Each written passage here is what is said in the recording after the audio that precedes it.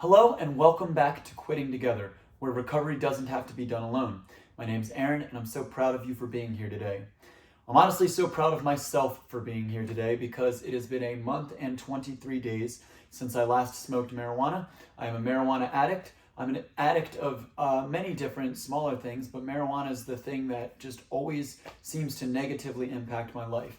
And it's been a little while since I've posted. I said I would post almost every day, and it seems like it's getting more and more rare. And ironically enough, in the last few weeks have been the first times where I've started to feel like this isn't even worth it. I've brought it up in conversation, even just to test the waters and whatnot. But I am happy to say that after a month and 23 days, I still have not smoked marijuana, although I'm unhappy to say that there have been times that I've really wanted to.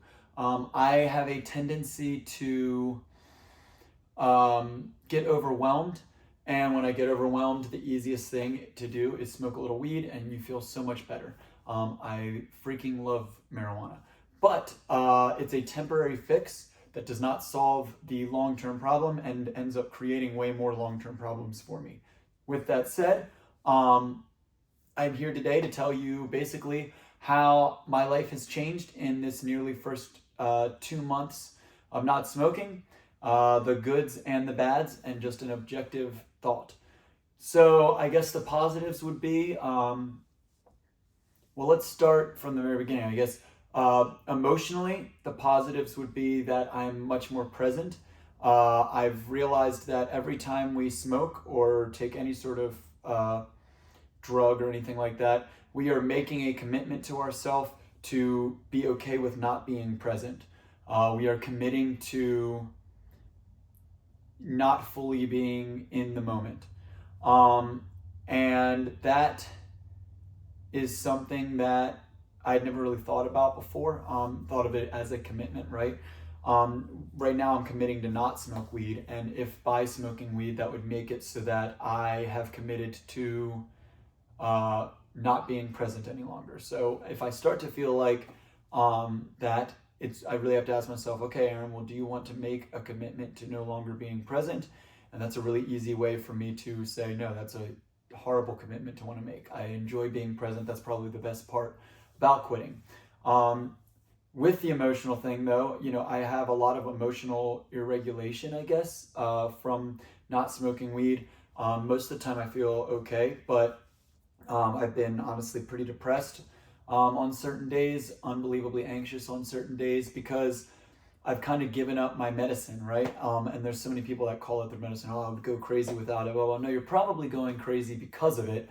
You're just not really willing to admit that to yourself yet, because admitting that would mean that you had to quit and had to make a pretty tough lifestyle change, right? So instead, we lie to ourselves and we deceive ourselves and we tell ourselves that we need it and that it's helping us. We even use terms like I'm California sober, I'm only smoking weed. But the reality is we're just making that commitment to not be present.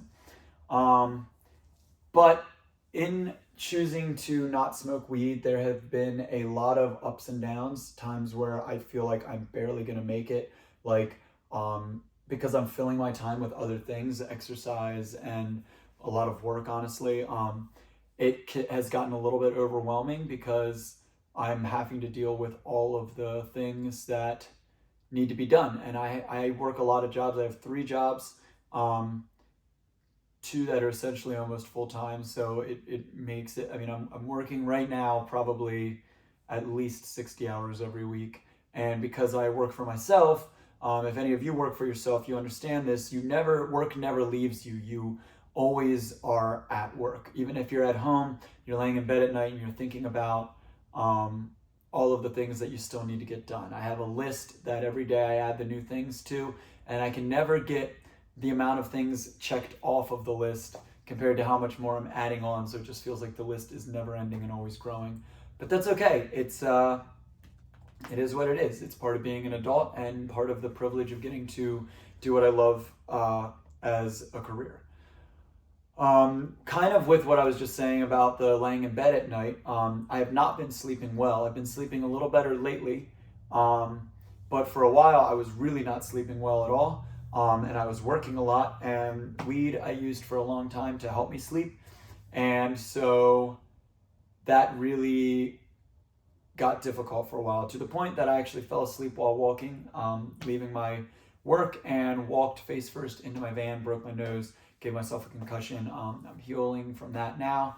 That was a few weeks ago at this point, but I mean, I was working way too much. One of the things that brought me the most joy in the beginning of quitting was making these videos and holding myself accountable and stuff.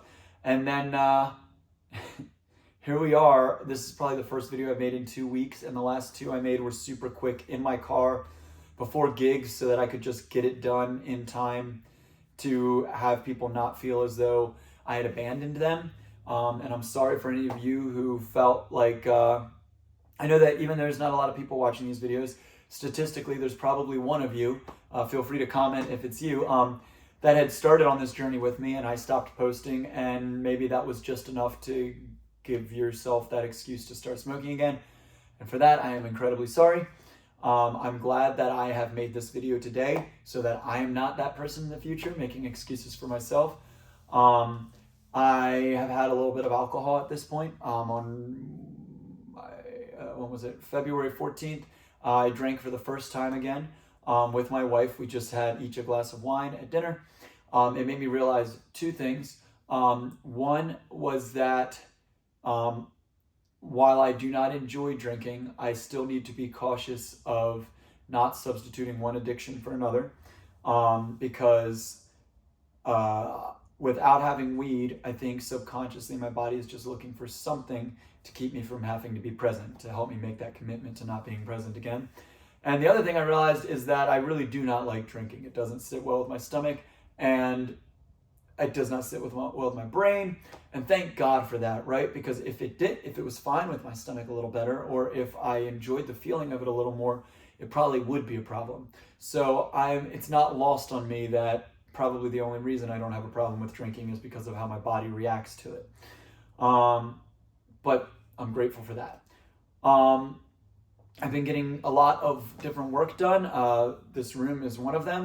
We've set up a podcast room, and not for this one, but for some other podcasts that I get to be a part of. But we got to put it together in the past couple days, and it's not done yet, so that's why I kind of have it zoomed in. I've been writing some new music. Ironically enough, maybe one of the best songs I wrote recently, and it was at a recovery event, not for myself, but for other people, and just seeing the change in their lives really affected me.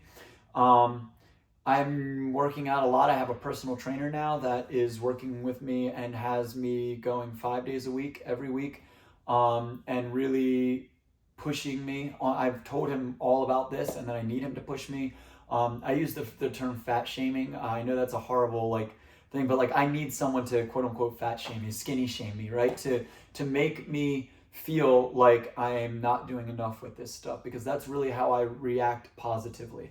There was a time long before I ever started working out when I was smoking weed all the time, and there was a junkie that had kind of not broken into, but went into one of the stores by where my old studio was, and the owners of the store at first thought he was me just because of, and then they told me this.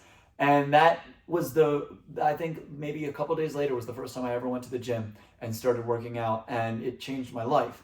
And so for me, I know it's not that way for everyone, but for me, I really sometimes need that push of what are you doing, you piece of crap?